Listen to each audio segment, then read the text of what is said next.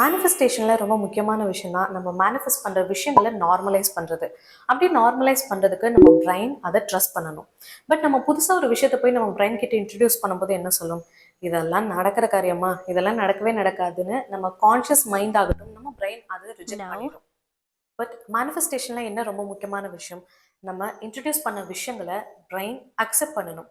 நம்ம மேனிஃபெஸ்ட் பண்ணுற அந்த ஃபீலிங்கை வந்து நார்மலைஸ் பண்ணணும். ஸோ அஃபர்மேஷன்ஸ் அப்படின்ற ஒரு விஷயம் வந்து நீங்கள் எல்லாருக்குமே கேள்விப்பட்ட ஒரு விஷயம் தான்.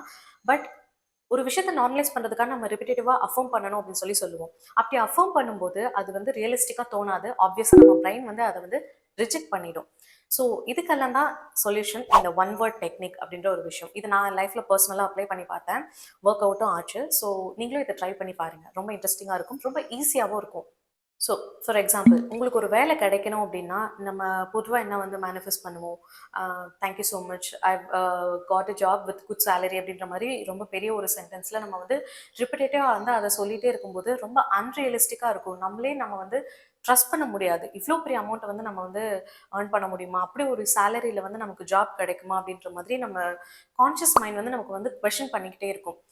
பட் நம்ம அந்த கான்ஷியஸ் மைண்டையும் தாண்டி நம்மளுடைய சப்கான்ஷியஸ் மைண்டுக்கு அதை வந்து அப்சர்வ் பண்ண வைக்கணும், அதை வந்து ட்ரஸ்ட் பண்ண வைக்கணும். ஸோ நம்ம அதுக்காக என்ன பண்ணலாம்? இந்த மாதிரி ஒரு பெரிய அஃபர்மேஷன் சொல்லும்போது ஆப்வியஸாக நமக்குள்ள நிறைய கொஸ்டின்ஸ் வந்து இந்த மாதிரி ரைஸ் ஆகும்.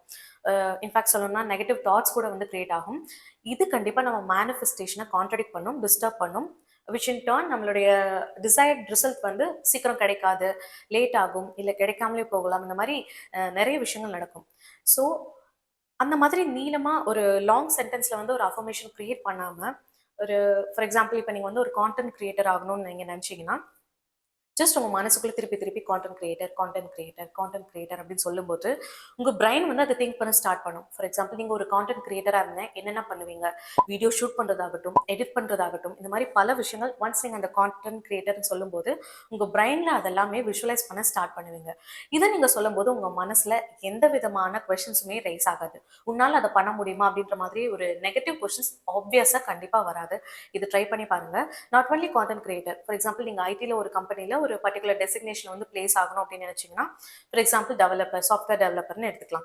ஸோ நீங்க திருப்பி திருப்பி அந்த சாஃப்ட்வேர் டெவலப்பர் அப்படின்னு சொல்லிக்கிட்டே இருக்கும்போது நீங்க கோடிங் பண்றதாகட்டும், உங்க ஃபோனுக்கு வந்து சேலரி கிரெடிட் ஆயிடுச்சுன்ற மெசேஜோ மெயிலோ பார்க்குறது, இந்த மாதிரி பல விஷயங்களை வந்து விஷுவலைஸ் பண்ணிட்டே இருக்கிறதுனால ஆப்வியஸா நம்ம மேனிஃபெஸ்டும் பண்ண போறோம். நம்மளுடைய பிரெயினும் வந்து நமக்காக கொஸ்டின் கேட்டுட்டு இருக்காது. இதெல்லாம் நடக்குமா அப்படின்ற மாதிரி நெகட்டிவ் தாட்ஸ் நமக்குள்ள வரவே வராது. இந்த ஒரு விஷயத்தை மட்டும் நல்லா ஞாபகம் வச்சுக்கோங்க. உங்களுடைய அஃபர்மேஷன்ஸ் எப்பவுமே உங்களுடைய கான்ஷியஸ் மைண்ட்னால ரிஜெக்ட் ஆகக்கூடாது.